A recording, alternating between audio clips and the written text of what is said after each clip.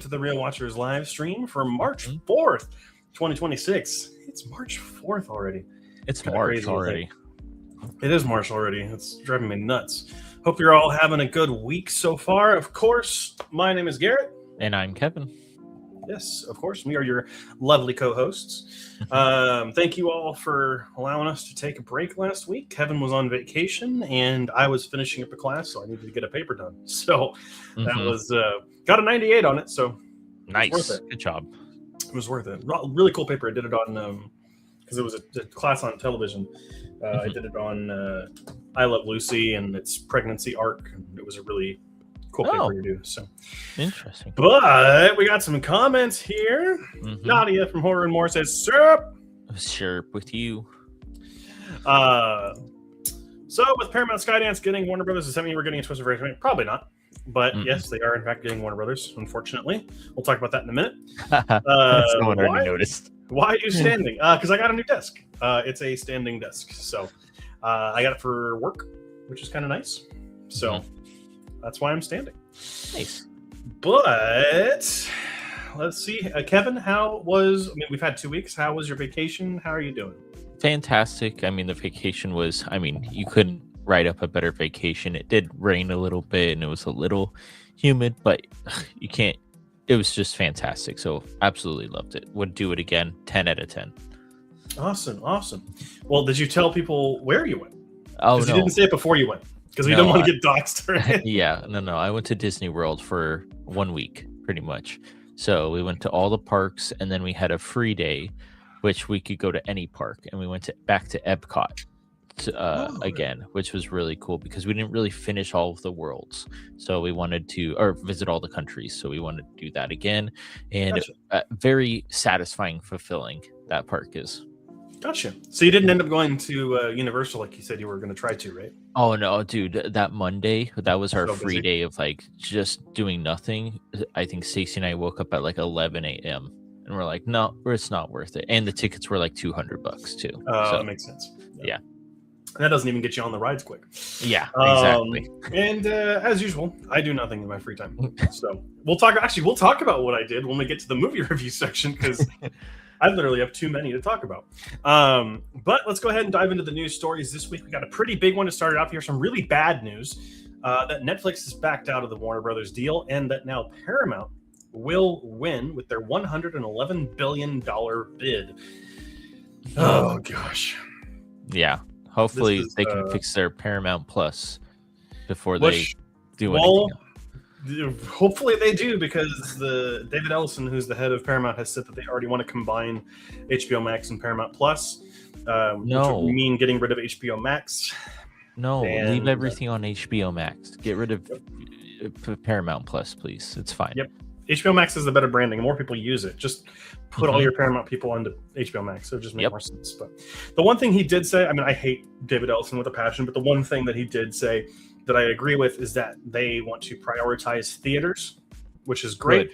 And they want to release 31 movies a year in theaters, which is nuts. That would be that is a crazy amount. So we're gonna have some duds in there, I feel like. Most likely. It's also David Ellison's Paramount, so it's probably gonna be a lot of duds. But that's the biggest piece of news. And speaking of Paramount here. Yeah, so Scary Movie 6 has moved up a week and will be releasing on June 5th of 2026. I'm excited for it. It just looks like dumb fun. You don't get these movies too often anymore, so I'm all here for it. Yeah, obviously the Wayans brothers are coming back to do this one, which they were absent for 3, 4, and 5. My biggest problem with the trailer, and we'll talk about when we get to the trailers, is that it looks like they're trying to do too many movies again instead of just focusing on 1 or 2. The original movie was so good because it was just a Scream parody, and it didn't do. It did a couple little other things like Matrix or something here and there, but it wasn't like, let's do as many things as possible because the TikTok generation is going to lose focus. Yeah, because I saw a couple of them in the trailer that we'll talk about. So I'll leave it for there. Yeah. In much better news, though, we got a surprise reveal that the Backrooms movie, coming to us from director Kane Parsons, is releasing on May 29th, 2026. It is right around the corner. I am super excited for this because obviously Backrooms existed as a 4chan kind of like creepypasta thing. But then Kane Parsons was the one who did the original short film, which is how it then took off. So the original creator of the short film that popularized the Backrooms is the one doing the movie. And it has a great cast with Chiwetel Ejiofor, who has been in a lot of movies like Doctor Strange. He was Baron Mordo. He was also in 12 Years a Slave and several other movies. Renee Rines, who was in Sentimental Value, she's Oscar nominated this year, is a part of the cast. So pretty good cast for this movie for a director's first time. And he will be, I think, the youngest director in A24 history, because I think he just turned 18 or 19 nice. Good last for year. him. Yeah, pretty impressive. So really excited to see what they do with it. Yeah, me too. But next up, Sonic 4 has started production, and I'm excited for it. I mean, Sonic movies have been pretty good. Maybe some other people would say different, but I really enjoyed all of them so far. Honestly, not bad. No, they've been pretty consistent. So if they can keep that up with the fourth one, I mean, hey, go for it. Yeah, exactly. All right. Next up, Lee Isaac Chung has left the Margot Robbie and Bradley Cooper Ocean's prequel movie. This was due to apparently creative differences between Warner Brothers and Chung. So, but it was amicable. It wasn't like he was fired or anything. He just was like, you know what? I don't know if I want to work on this. So, not a bad thing. They just need to get a new director. No, and you know what? That's okay. Some people step down, and you just get new people. You never know what his movie would have been like either, but that's you can say that about a lot of movies too. Yeah, exactly. So, all right, back to some bad news. FNAF 3 has been greenlit and will release in 2027, according to rumors. That is way too fast. Well, apparently they're going to start filming it this summer. But that's only a year after FNAF 2. To be fair, though, they don't really have a lot of like computer effects, so it's not like it's going to take a long time for visual effects. I mean, they'll do all the practical stuff. It just depends on how they do it, and hopefully it's better than the second one, because the second one was god awful. If you saw our worst of the year video, you know what? It will still get seen though. It puts people in the theater, so that's okay to an extent. Next up, we weren't here last week, so we didn't get to talk about how Scream 7 was coming out, but unfortunately, Scream 7 has gotten the worst reviews in the franchise. I want to go ahead and check it out on Metacritic real quick. It's currently at where is it? I don't know why it's not showing up here on Metacritic. Currently on Metacritic, it is at a 36. Which for reference, Scream 6 had a 61. And Scream 5, which I can't seem to find, was all around that same one as well. And then over on Rotten Tomatoes, Scream currently has a 31%. Damn. So, I mean, the fans seem to be a little bit more positive, around a 70%. On Rotten Tomatoes, but critics seem to be pretty against it. Makes sense. I think people should boycott the movie because of their unfair handling of Melissa Barrera. But it is what it is. I mean, don't boycott it, but just avoid it. But on to you, Kevin. Next up, the Super Mario Galaxy movie's runtime is 1 hour and 38 minutes. I don't know. What are they going to all pack in there? Because Super Mario Galaxy, the video game, is very long, I've heard. I haven't played it or anything like that. So, but I've heard it's more in-depth and stuff. So hopefully they can fit everything that the fans want into this movie, because I'm going into it not playing Galaxy or anything like that. So I'm there to have a good time. So yeah. I mean, it's going to be great. I mean, they've never really been following the game's stories. They're kind of doing their own thing. So, I mean, who knows what it's going to end up being. Alrighty, next up, with the upcoming Project Hail Mary, its directors are the producers of the Spider-Verse films. And they said that Spider-Man 3 was delayed due to both the writers and actors strikes a couple of years ago, but then also shifting film ideas. Originally, at one point, they said the story was too big and they were going to do 2 movies. So it wouldn't Beyond the Spider-Verse Part 1 and Part 2 or whatever the names would have been. But then they nixed that and they went back to doing just 1 movie. So, still delayed. It's coming next year. So, yeah. Hopefully we're all here. Hopefully it comes next year. Oh, yeah, hopefully. Alrighty, next up. Next up. is Terrifier 4 will be this final film, says Damien Leon, right? Yep. Yeah. So I mean, I think this would be a perfect like 4-movie series. I feel like it's not too long, it's not too short. Yeah, I mean, they've only gotten better as they've gone on. Hopefully he's learned enough and he's taking his time with the fourth one to get the ending right. So hopefully it's going to be good. We don't know when it's coming out yet for sure. So nice. Alrighty, next up, this is pretty cool. We are getting 2 new G.I. Joe movies that are currently being written. And one of them is being written by Danny McBride. Now, Danny McBride is a comedian, actor from The Righteous Gemstones and several other movies. But he has also written some horror movies. He did the Halloween Kills and Halloween Ends trilogy. And then also worked. He starred in Alien not Romulus. Covenant. He was in Covenant. So like he's done other things besides comedy. So like I think that like when you have these actors who are known for like their 80s love to do 80s properties, I think it'll be they have good. A little bit more heart into it. Yeah, hopefully one of these is the G.I. Joe Transformers crossover movie. That would be so sick. Everybody would be so hyped about that. I want to see it so bad.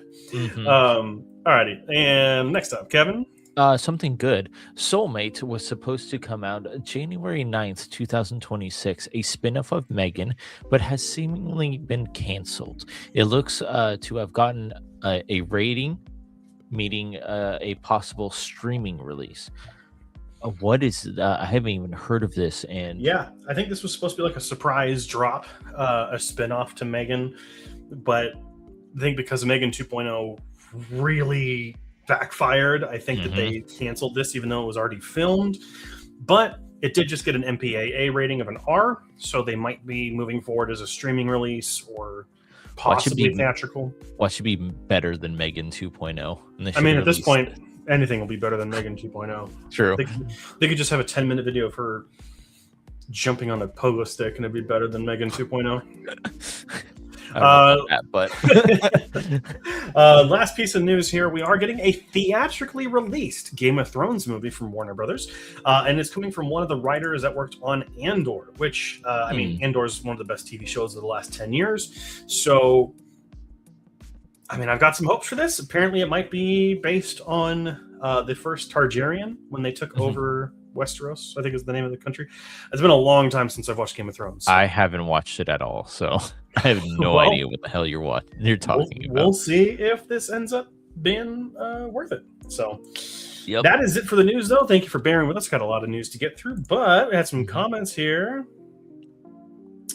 They could have got David and Jerry Zucker to direct the Ocean's prequel. I know they're comedian or they're comedy directors. I don't know. I would want a better director. Let me guess. Skydance Productions. I have no idea what you're talking about there. All right, let's go ahead and get into some of the other news here. We got some streaming releases. So Zootopia 2 will begin streaming on Disney Plus on March 11th. So one of the biggest movies of 2025. If you didn't get to go see it, you can check it out on Disney Plus in next week. Really then Hamnet, which is one of the Oscar nominees this year, will start streaming on Peacock on March 6th, 2026, on my birthday, which is this Friday. Five Nights at Freddy's 2 will be available to watch on Peacock starting April 3rd, 2026. The House with the Clock in Its Walls is now available to watch on Netflix. The kind of is that the Jack Black?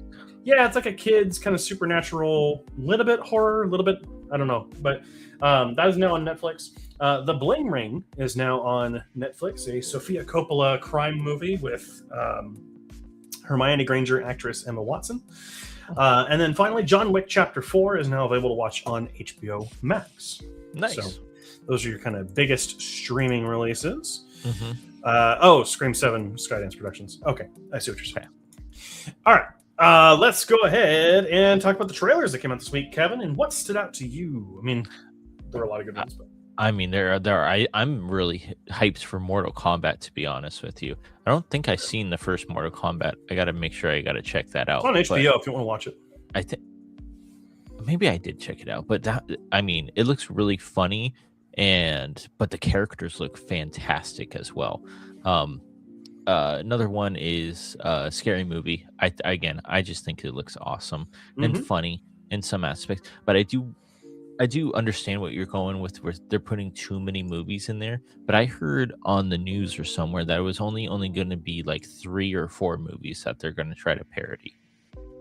Oh, well, then the trailer had what? It had Terrifier, it had Halloween, it had Final Destination Bloodlines, it had Get Out, it had Sinners, it had oh gosh, there was Hard Eyes in the beginning, there was Megan at the beginning. Might just be cameos too. It doesn't matter. Like, if you're just throwing all these things like a dartboard, I don't know. That kind of bugs me. It reminds me of like Epic Movie and like those kinds of ones. So yeah. But what are you looking forward to? I'm looking forward to Backrooms. I already talked about it. I'm super excited for that movie just because I want to see a young director getting their first shot. Mortal Kombat 2 has been looking good since we got the first trailer for it. In a Violent Nature 2 looks really good to me. I love the first one. So I'm really here for the second one. It looks like the second one might be a little bit faster paced and more violent, which I am always here for. And then Faces of Death looks like it's going to be a really interesting update for that franchise. So very nice. Very cool. Very cool. A couple of comments here, though. Not the shameless birthday shout out. Hey, you only have it once a year. Yeah, it only happens once a year. So gotta shout it out. And Disaster Movie, which I actually like. I did not like Disaster Movie, but hey, if you like it, all power to you.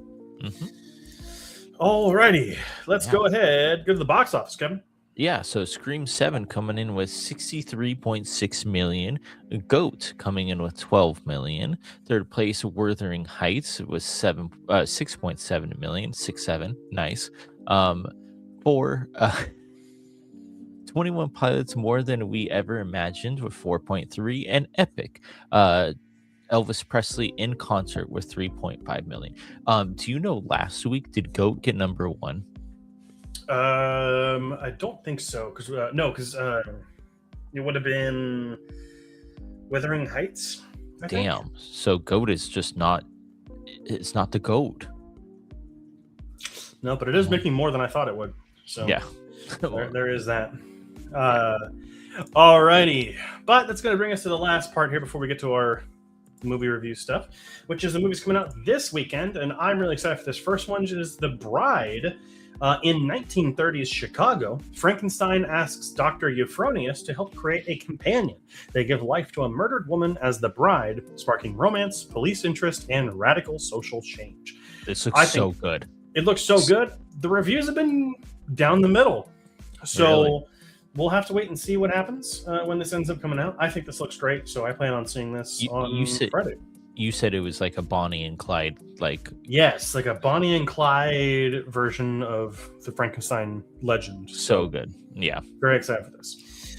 Then second is Hoppers. A 19-year-old animal lover uses technology that places her consciousness into a robotic beaver to uncover mysteries within the animal world beyond her imagination. This is one of the highest rated Pixar movies from kind of critics so far, since like Inside Out 2.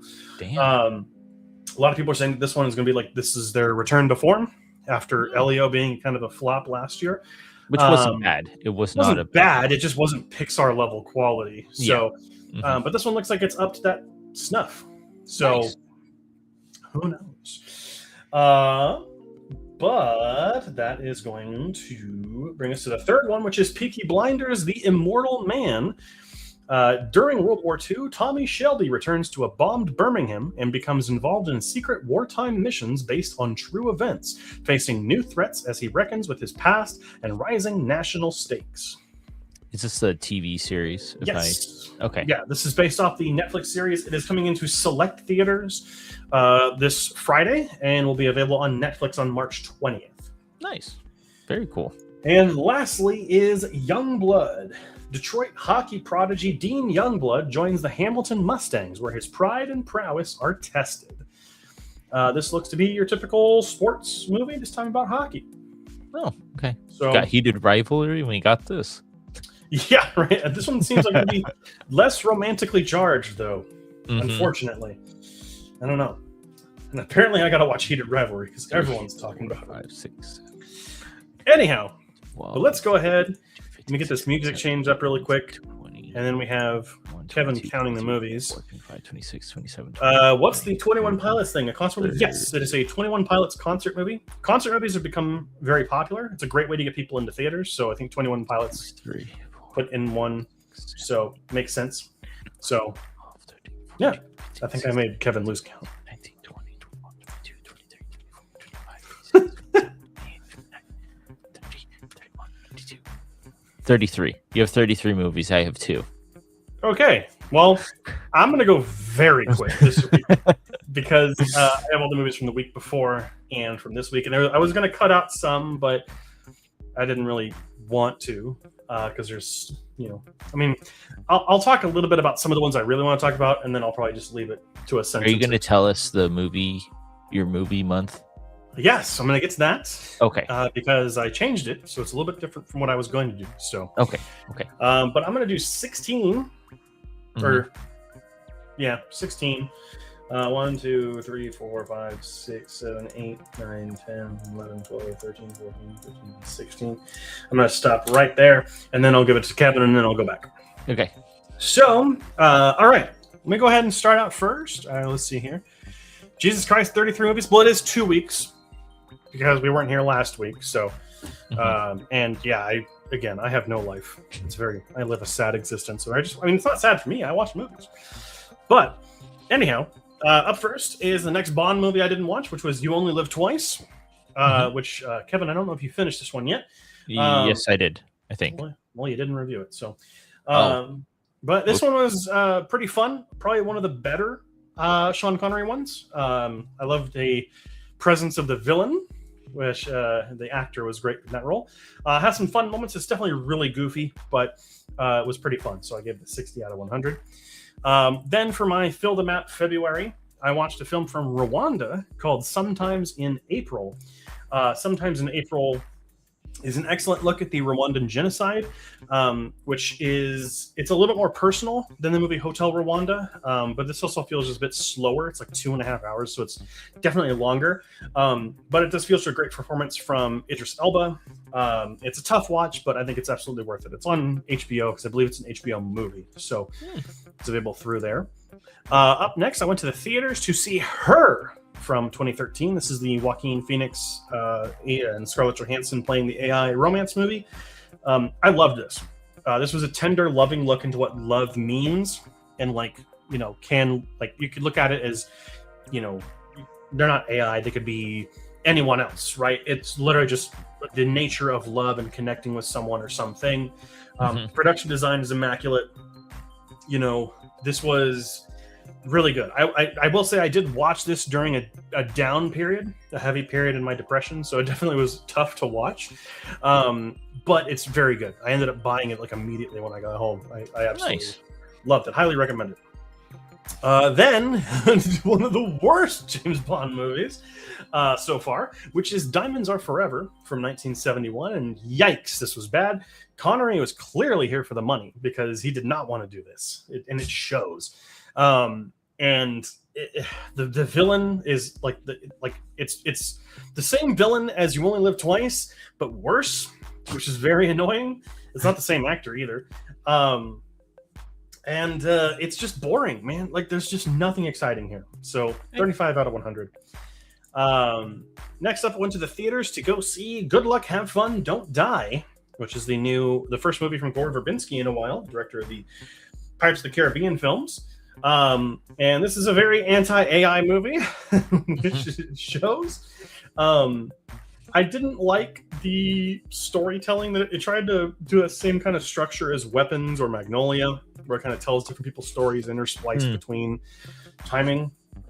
There's a large part of this movie that deals with the topic that feels so out of left field, and I get the satire it's going for, but it just rubbed me the wrong way. It didn't feel like it was earned. So, but my theater was having a blast though, and this movie is absolutely bonkers. Very reminiscent of Everything Everywhere All at Once, for sure. Okay. So, next is Dolomite, which is a 1970s blaxploitation movie starring Rudy Ray Moore, who is absolutely incredible in this movie. He is iconic as the character. All the dialogue is just so expertly delivered. I will say though, for an hour and a half film, it feels really slow. And then that combined the fact that it's a pretty nonsensical story, it just makes no sense whatsoever. Ended up giving it 65. I did enjoy it, but it was definitely like, okay, it wasn't like the most necessary thing in the world. Gotcha. Then went to a good James Bond movie with Casino Royale, the Daniel Craig one. Daniel Craig is fantastic in this movie. Mads Mikkelsen was born to play a James Bond villain. If there's anything I don't like here, I feel like this movie's a little too long. There's some unnecessary scenes that drag out the movie. Like everything that takes place in Miami could have been skipped. But like the action's fantastic, the emotion is fantastic, the poker playing is just so engaging, and I think it's one of the best movies in the series. So I gave it an 85. Let me see, where am I at here?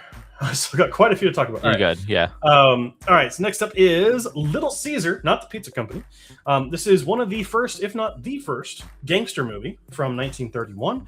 This film is absolutely worth it to watch for Edward G. Robin alone. Is it Robin? Yeah, Robin's son, excuse me. He carries this film because the rest of it is not very good. So worth it for him. It struggles when he's not around. So 52 out of 100. Nice. Next is SLC Punk, and oh my gosh, it's one of the best indie movies I've watched in a long time. I wasn't expecting to vibe with this as much as I did. I was originally watching this for the original March challenge, but then I changed it. So, but the performances are great. Matthew Lillard is in this movie, and he plays a kind of they're all punk teens, and he does a fantastic job of it. The film is directed incredibly. The way that it narrates and it kind of does everything, it's it nails that kind of time when you're transitioning from high school and college into adulthood, and kind of the anxieties that come with that, which is a topic that I will talk about again on a later movie. So,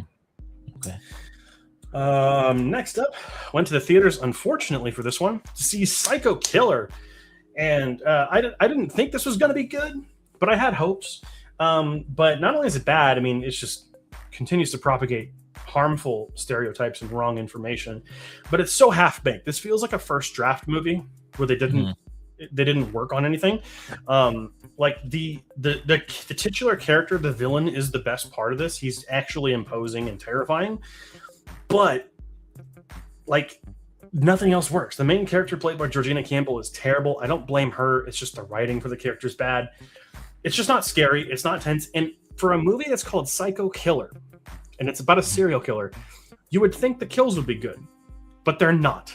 This entire movie is a waste of time. The part at the end, what it tries to work in for his master plot, is cool, but it's way too late. It's just thrown in for good measure. So could not recommend this movie less. 11 out of 100.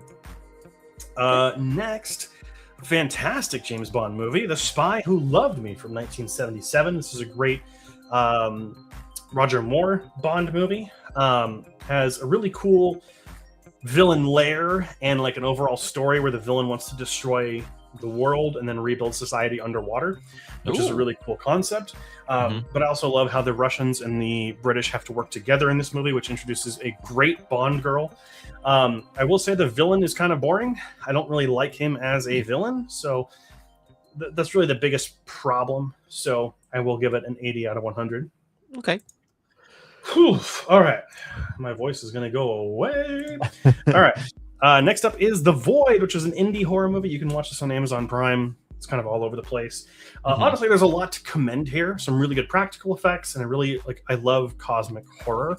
So I'm always a fan of that, like Cthulhu type stuff. But it's not really an engaging movie until the back half. The first half is just filled with unlikable characters, terrible dialogue. But then when the shit starts to hit the fan, it's really cool. So I will say that there is that. So 48 out of 100. Like, not a waste of time, but it's there. Nothing to go home about. Then High Anxiety from 1977. This is the Mel Brooks comedy movie, which Mel Brooks, the director of some of my favorite movies of all time, Young Frankenstein, Blazing Saddles, Spaceballs, all that. This is his Hitchcock parody, which was made with Hitchcock's blessing, and Hitchcock reportedly loved the film. I will say this is not his best film, but it is still funny. It definitely pays homage to Hitchcock in a lot of fun ways. I think that Mel Brooks himself as the main character is a little weak. He's not bad. It's just that everyone around him is so much better that he kind of gets lost in it a little bit. But I think it's good. 77 out of 100. I actually just finished reading the book he wrote, so which made me want to watch this. So that was why I did. Nice. Okay.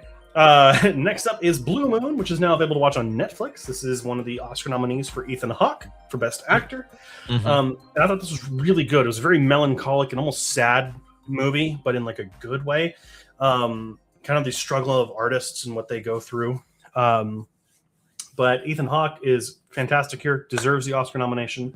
Margaret Qualley, Andrew Scott, and Bobby Cannavale are all good as well. It's definitely a performance piece.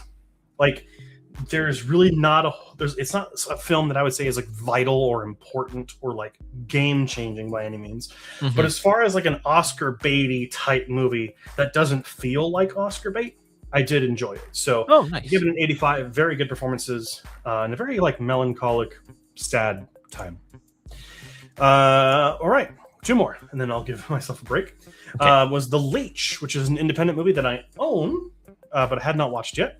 And this was very interesting, like an 80 or 90-minute movie about a Catholic priest who, around Christmas time, is saying that we need to do charity. So he brings in this homeless person who has a pregnant wife, and they start taking advantage of his hospitality.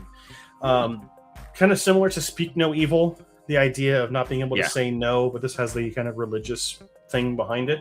The biggest problem that beside its single location is that it's just very slow. The movie moves at like a molasses pace, which is kind of annoying.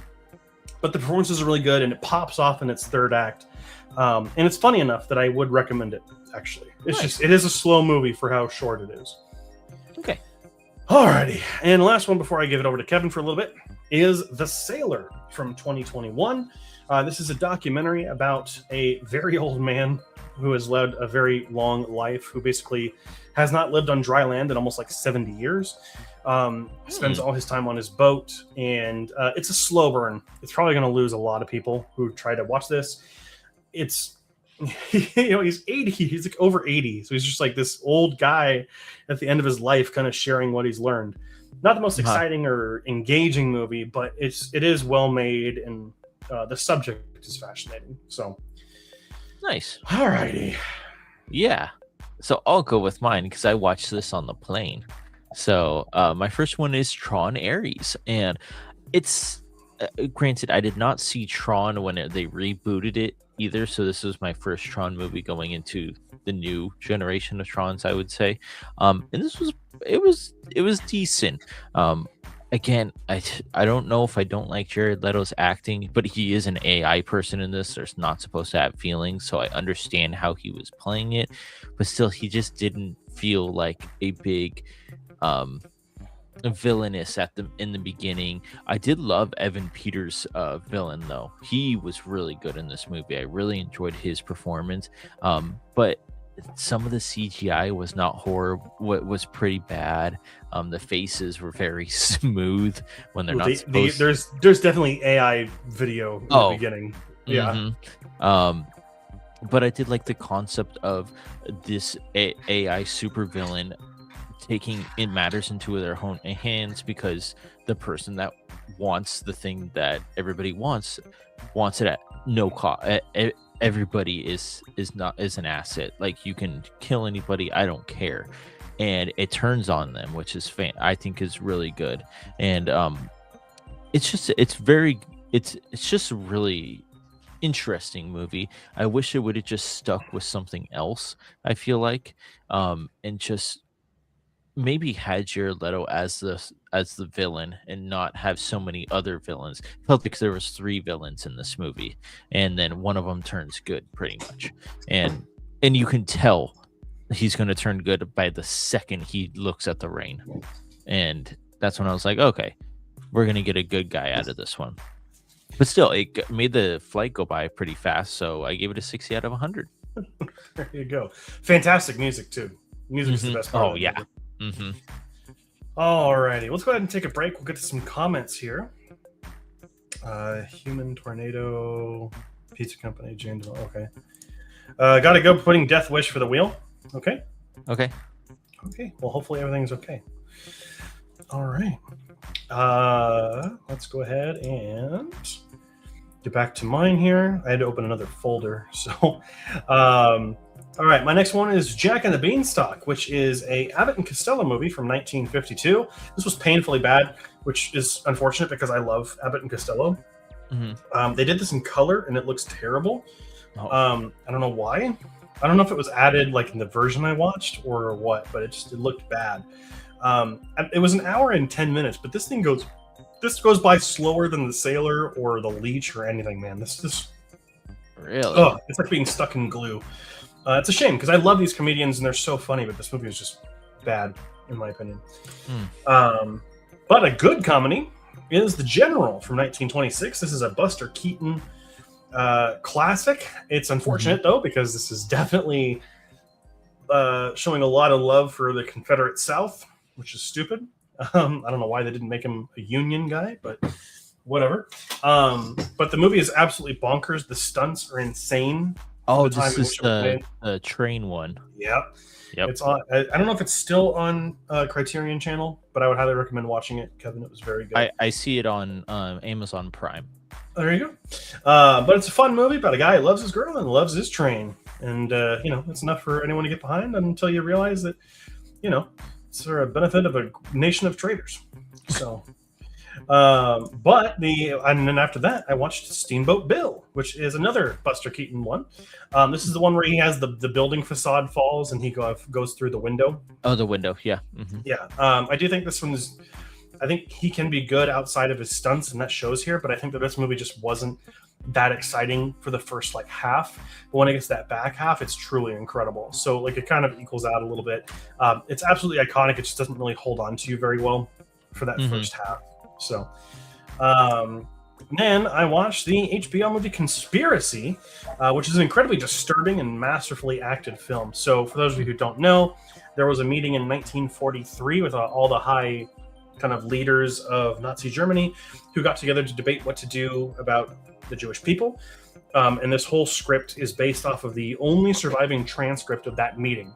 So it's essentially you're getting the dialogue as they said it. And the way that they talk about eliminating the Jewish people of Europe is absolutely horrifying. And it's just they're just throwing it out there and laughing about it and just talking about it all banal. So it is definitely a disturbing movie. I would say I would have liked to have seen a little bit more about these characters and who they are and what they've done.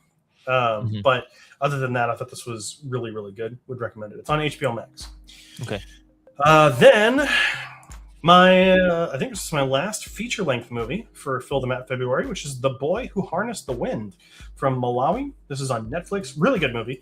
Actually, one of those inspiring movies you probably watch in school now. But Chiwetel Ejiofor, who's going to be in the Backrooms movie, directs and acts in this movie about a boy in rural Malawi who all their crops and plantations are not getting any water. They're starting to die, so people are starving. And he ends up using his intelligence to put something together that saves the village. Really good movie, really well made. It's definitely a slower movie. It's 2 hours and 20 minutes, which isn't bad, but it's just the way that it's paced is definitely slow. There's some stuff that could have been cut from the first 2 acts, but it is very good, though. Would recommend it. But let's talk about the worst James Bond movie. Die Another Day. Oh, man. This one's bad when it starts out with a bad rendition of the classic James Bond theme and then gives us the worst James Bond intro song ever. Yeah, I don't know. This movie's bad, man. It's cool to see it finally bring back the Aston Martin because they did BMWs and stuff for a while. And Halle Berry is a cool Bond girl. I love Brosnan as James Bond, but the script is just bad, so I don't blame him for this one. Okay. It's a shame. This movie is just this movie's too goofy, and I think that's its biggest problem. Okay. This one has really bad surfing CGI. Oh, okay. I know what this one is then. Yeah. Okay. Okay, almost there. Quantum of Solace was the next James Bond movie I watched. This was the second Craig movie, and it's his worst one, I think, so far.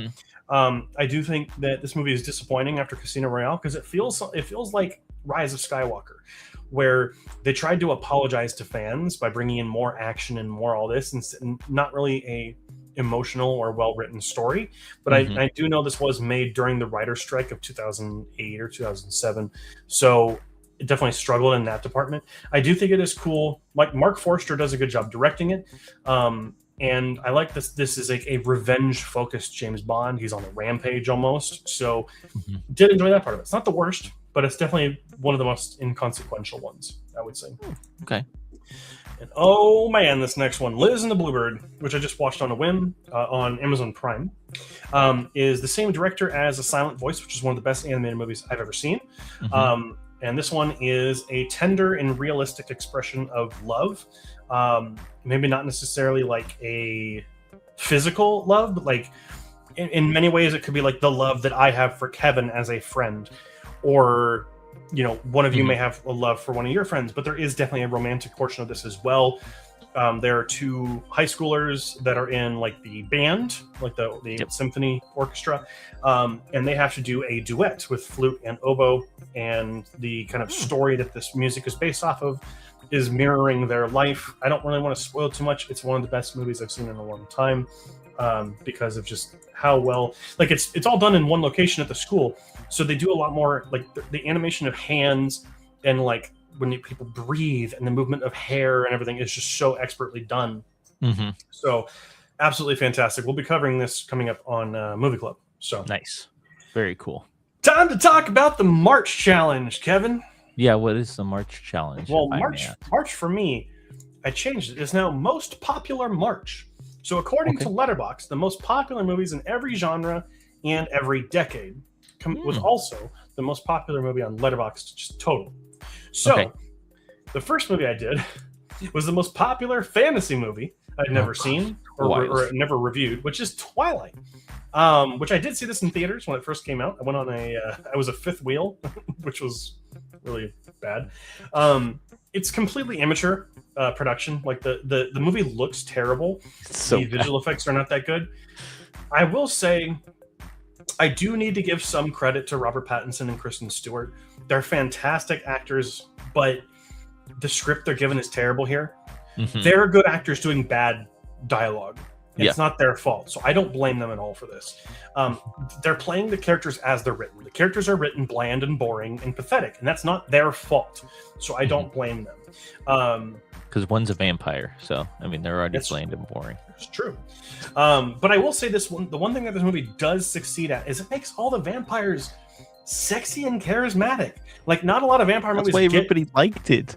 Yes, I know, but like it nails that part, which is really fun because like, you know, you see something like Nosferatu, or like, and you're like, why is she attracted to that guy? Obviously, it's magic or whatever. But like, this one actually feels like, oh no, they're actually like, you know, they're attractive, they're charismatic. So like, it makes sense. But man, that whole baseball scene is so funny. It's so terrible. But I mean, at least I don't have to watch the rest of them yet. Not yet. So, then I watched an 80s animated movie called Fire and Ice. This was just on Prime, so I just ended up checking it out. It's an impressive looking film that suffers from some major setbacks. I think that it's beautifully designed because like rotoscoping type animation. But the characters aren't interesting. The villain is just boring. And the movie is very horny.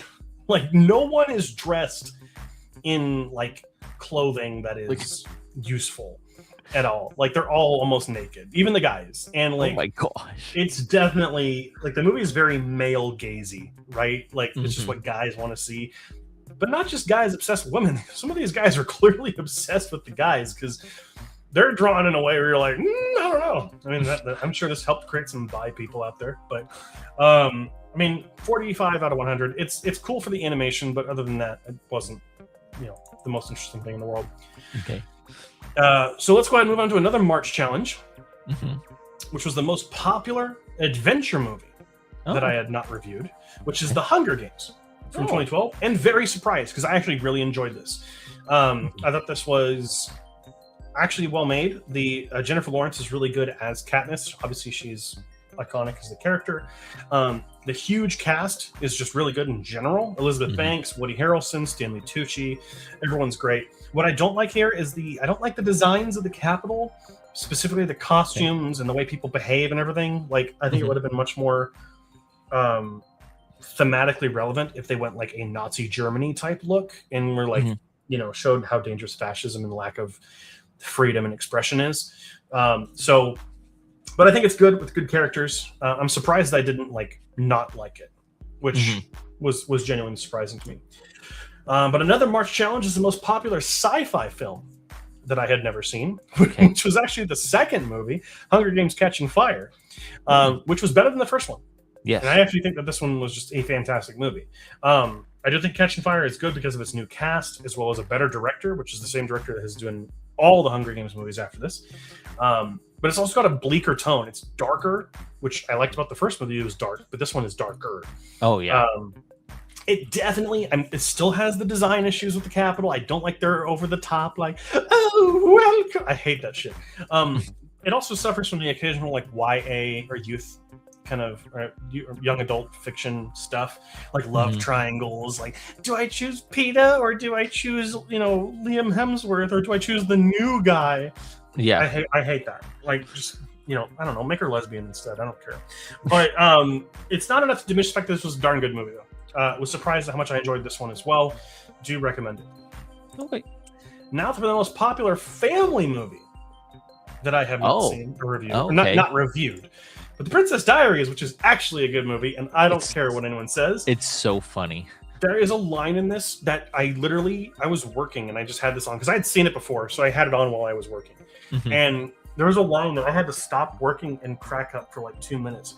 There's a part where she's up on the roof and she's talking with her friend, and the announcer for the school is like, will the feng shui club please stop rearranging the furniture on the lawn? And it just made me cry laughing for like 2 minutes because feng shui is how everything's laid out, and so they keep changing it. This movie is formulaic. Like, what's going to happen in this movie. It's been done hundreds of times, but it's good because of Anne Hathaway and Julie Andrews. They've got great chemistry. Hector Elizondo, who's Joe, the bodyguard guy, he's fantastic in a role that could have been a lot more stone-faced or whatever.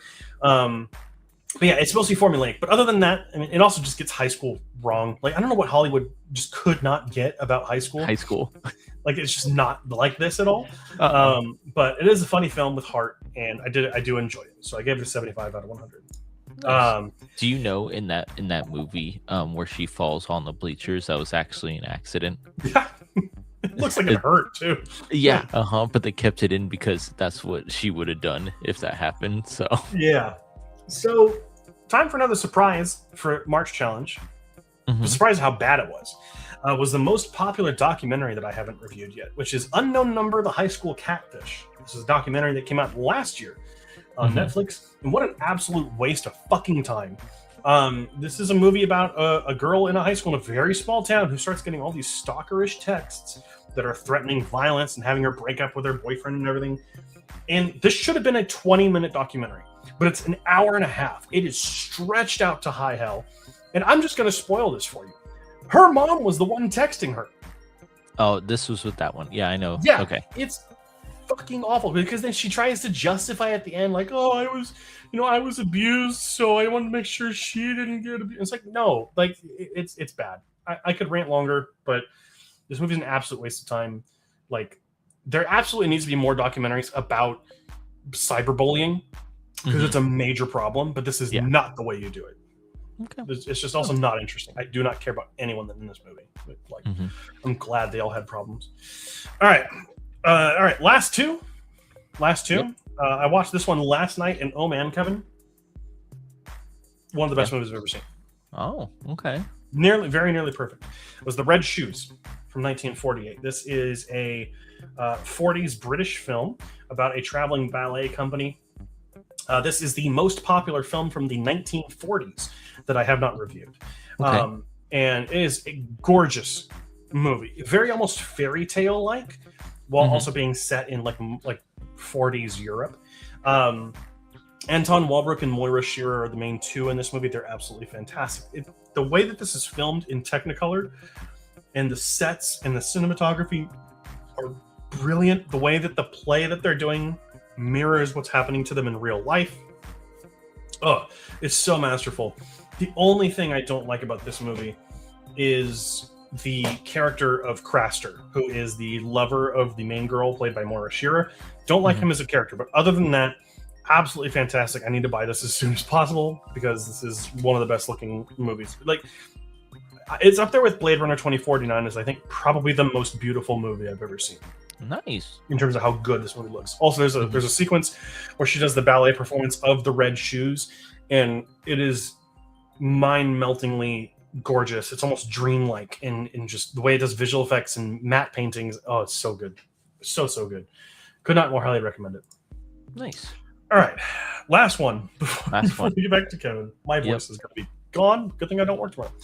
Is The Breakfast Club from 1985, which is the most popular 80s movie that I have never reviewed and I have never actually seen this one. So John Hughes will forever be the guy that just nails teen angst from the 80s. These characters and what they've gone through is what it's just written so really it's written so well. And I think that's the biggest part of it. I'm not a fan of how John treats Claire in this movie. And then what ends up happening with them is very annoying. I don't know why that happened. Also, I don't know who I need to blame, but Allison, the character in this movie, she's like the goth girl. They take away her gothness at the end of the movie. Why, dude? She's perfect. She's a goth queen. Leave her alone. Anyhow, the writing here is really good. It's a fantastic movie. I will say it's not like my favorite thing in the world. It's not as good as Ferris Bueller's Day Off. It's not as good as like Uncle Buck, which I believe was also John Hughes. Let me double check that. Yeah, Uncle Buck. I prefer Uncle Buck for sure, but it's still very good. I mean, definitely iconic. Do you think it's overrated? Because a lot of the time, like when watching this, I've seen it, but I have not reviewed it. Watching this movie, I was highly just like, okay, that was a good movie. But other people are like, oh my gosh, it's a great movie. I think because a lot of people, the people who really love this movie really connect with it in a way, right? And they may have that same angst about like, I'm coming out of high school, like, or that before that next step in your life, right? There's a lot of anxiety, and that's what those characters have. And people who watch this at the right point in their life will really connect with that. And so I think that's why. I also think for the 80s, this movie was like iconic. It was like, everyone was, quoting this movie. Like one of my favorite film lines ever, when you grow up, your heart dies, comes from this. So like, it's I think because the writing is so good, the characters feel real. I think is what a lot of people also connect with it as. I could definitely see why so many people love this movie, and I love it too. But it's not like the best movie he did. Yeah. Okay. So I'm glad. Alrighty. And Kevin, now that I'm done. I watched a Quentin Tarantino movie that helped with the flight again. So it I was like watched 3 hours long. 240, something like that. So, but Once Upon a Time in Hollywood, and I absolutely love this movie. I will say there's way more feet than there needs to be in this movie, though. So that docked the score down a little bit more than I wanted to, but it was just like, I get when people have feet fetishes, but it's like dirty feet, and that was just disgusting to me. So that's why it knocked it down a bunch. But I love the story between the actor and the stuntman and how they always need each other in some way, even though when they go out to the bar and stuff, he's like, oh yeah, he's just bringing me over. And no, because he got too many DUIs, that's why he's driving. And they explained the story and everything like that amazingly in this. I really loved the storytelling of this, and I just loved the backlot of Hollywood on how things are done when he gets to meet Jet Li for this not Jet Li, Bruce Lee for the first time, and they do like their sparring, and they go, hey, don't touch the star player. Yeah, I just made a dent in that car. My car. It's like, it's just, it has its funny moments in this, and it's absolutely amazing. Is it Brad Pitt? I forget. Yeah, Brad Pitt and Leo DiCaprio. Yeah, Brad Pitt and Leo are absolutely fantastic in this movie. They're really good duo. I feel like they just bounce off of each other. But I always wanted to know, and I don't know if you can answer this, I might have to look it up online. Whatever happened to Pan Am? Oh, the airplane company? Like, what happened? It's on all of these older movies, or like old school movies, and I have no idea what happened to them. Yeah, so Pan Am was the biggest like airline in America. and also just kind of like worldwide. They stopped in 1990. I'm reading the Wikipedia. They stopped in 1991. There was the oil crisis in 1973, which looks like it affected it. It looks like National Airlines took it over. And then they restructured. They sold its Pacific division. Then the Gulf War also had a thing, and they declared bankruptcy in 1991. That's crazy. So it's just like, yeah. It's just I want it because every time there's a movie like this and set in this era, it's like Pan Am, like Catch Me If You Can is Pan Am, and I'm like, yeah. Why isn't it like Pan Am should be getting like residuals from all of these movies because of how much I think they used it a lot because it was the American Airlines, the United. It was the big chain, right? Okay. But then also, since they're not around anymore, they don't have to pay like royalties. Oh, okay, I gotcha. Well, back to the movie after our little history telling right there. It was absolutely fantastic. I love all the characters, and you even get your little stars in this movie because Sydney Sweeney's in this movie. Margaret Qualley, who's Honora. Why am I forgetting her name? What was that? Honora. Who's Honora? Mikey Madison. And Mikey Madison's in this movie. So you get those little characters. You're like, oh my gosh, you're going to be big one day. And that's how they are right now. An Oscar. Yeah. So, but I give it a 92 out of 100. Very good. Just too much dirty feet in my face. And that's what I did not like. So I'm excited for the sequel, though. The Continuing Adventures of Cliff Booth or whatever. Looks fantastic. All righty. All right, so that's going to bring us to the wheel spin stuff. Kevin, why don't you go ahead and talk about your short? Yeah, my short. You had this last week, and I agree with you. It was not good. And again, animation was pretty good and everything. Probably the best part of it, yeah. Yeah, but it was just, it didn't bring me into this short. It just didn't. I didn't care about it, the story wise. I mean, the Pink Panther is, in my eyes, a detective. And this was not a detective movie kind of a situation. So that really took me out of the short. But again, animation's still really good, but the story just did not help hold me there. So I got a 50 out of 100 on this one. My short this week was Air Meets Hair, which is a World War II Bugs Bunny short where he ends up in the Black Forest and goes up against the Nazi leader Goring. This was okay. I think that it's not the strongest World War II short. But the animation's good, the gags are decent, but it's just missing something. It's a nice twist on the Bugs versus the Hunter formula, but it was just okay. 60 out of 100. Not my favorite World War II short, but not bad by any means. Nice. Something that I could forget is Free Jack, and this movie. It probably would have been so much cooler if I saw it when it first came out. And I would have been maybe talking about it a little bit more. But the plot of this story and of this movie and the execution of this movie is just not it. Like, I couldn't care about what happens to our main character in this movie. And it just doesn't. It gives you little bits of stuff that I'm like, ooh, that's intriguing, but it never goes into detail into it, and that's what I feel like it hurts this movie, because it's supposed to be in 2000 or something like that, and it's like, why be like that? And then the CGI in this movie is absolutely atrocious too. Like I think they used like a green screen, and it looks really, really bad. And Mick Jagger, he kind of intriguing, to be honest with you. So I was he was okay in this movie, but everything else, it just didn't mesh together, unfortunately. So I gave it a 42 out of 100. Okay. My movie, oh boy, Spirit Halloween the movie. I didn't really have any high hopes for this at all, but was still disappointed. This literally feels like a part-time worker at Spirit went to corporate. I was like, I have an idea for a movie about our store.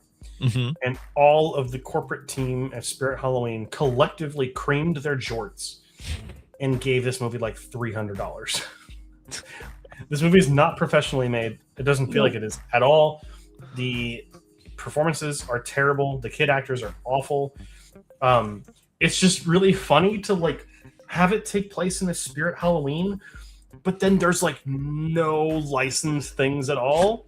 There's no like movie costumes. There's no game costumes. There's nothing. It's just all like, generic stuff. I give this movie 2 points specifically because I would say that it is okay for kids. Like I feel like young audiences could enjoy this because it's not too scary. But like they'll tune out within 5 minutes. Like this is the one time I'd be okay with them sitting on their phone instead of watching the movie. Like clearly inspired by 80s movies, but not in any meaningful way. This was just real bad. I did not enjoy this movie at all. Like I'm sure some people have, and some people saw some like the like so bad it's good kind of a thing. For me, I just did not enjoy this one bit. Nice. Okay. No, that's okay. Can't win everyone. Yep. Oh my gosh, I am so tired of talking, but we'll get this done. Air Meets Hair is the first instance of the left turn at Albuquerque. Oh, nice. Okay, I did not know that. I should have taken that turn at Albuquerque. That joke that Bugs Bunny always says. That's the first time. Interesting. I don't know how a turn at Albuquerque gets him into the Black Forest in Germany, but Hey, sometimes it also takes him to like Antarctica on one of them. So I mean, who knows? Apple Maps really puts you anywhere. Albuquerque is the center of the universe, apparently. Alrighty, but let's go ahead and get into the wheel spin, which is where we do what, Kevin?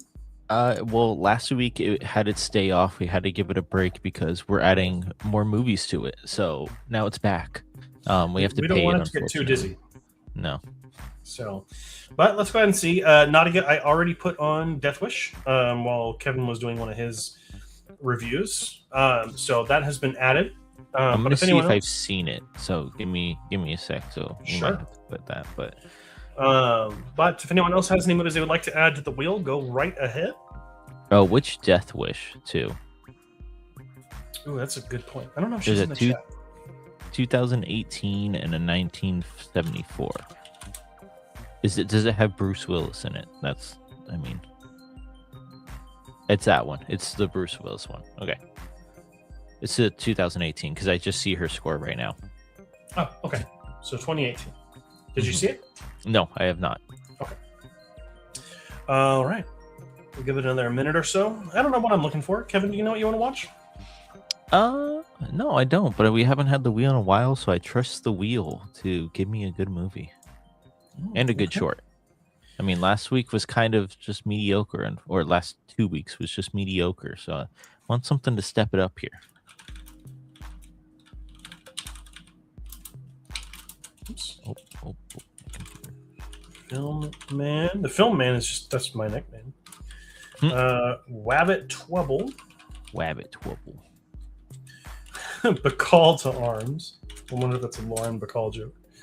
Hairdo. And 8-Ball Bunny. Yay, more shorts.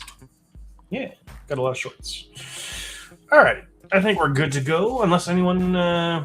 hey, it didn't lag on the chat this time. So, But we can do a short, and if anybody needs to put in more comments there, we'll be ready for them. Alrighty. Here we go. Kevin, let's get your short. Yeah, let's get my short. Hopefully not a Pink Panther one, to be honest. Kind of disappointed in it. And it looks like Kevin's one getting Bacall to Arms. Okay. Okay, so Bacall to Arms is yours. Let me go ahead and edit that so that it's a Garrett one afterward. All right, we'll shuffle it up and we'll spin it for me. Oh man, I'm so hungry. I can't wait to get some food. Chariots of Fur. I get it. Instead of fire. All right, Chariots of Fur is going to be a Kevin one after this. All right, cool. Go ahead, shuffle that up and then save it. Let's go ahead and go to the Wheel of Movies. All righty, Kevin. Are you ready? Yes. I'm ready. All right, here we go. What's it gonna be? What's it gonna be? What's it gonna be? What's it gonna be? What's it gonna be? Oh, Lost Boys. Okay. The classic vampire movie. Alrighty. Yeah, let's go ahead and shuffle that up and spin it for me. There's a lot of background chatter, Kevin. I'm sorry? A lot of background chatter we can hear. Mm-hmm. Oh, and Kevin picks a movie for me this week. I did remove a lot of these, so this was purely random. What's it going to be, Kevin? You could be an asshole and say the second Twilight movie. But you know what? I'm not, because it's your birthday That's true. month, so I'm not going to be mean. I'm just looking for something that might intrigue you. Have you watched The Page Master?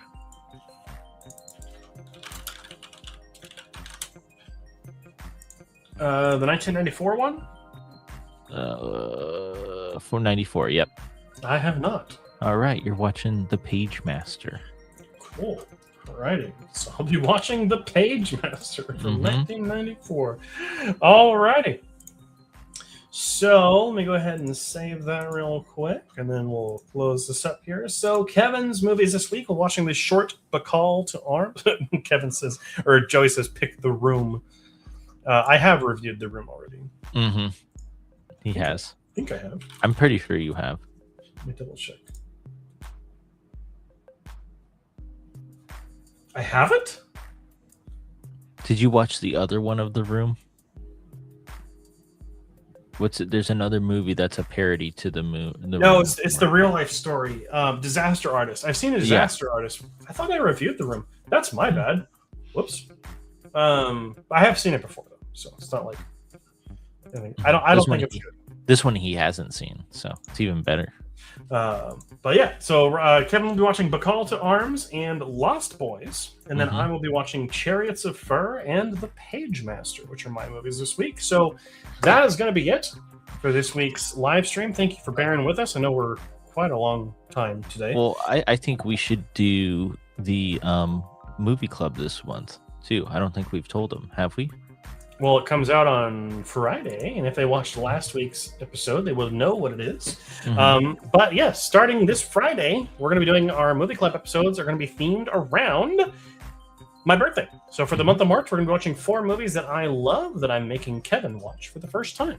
So okay, listen, you don't need to make me watch it. We're watching it to enjoy. I duct taped him to a chair and used the Clockwork Orange eye thing, and I made him watch these movies.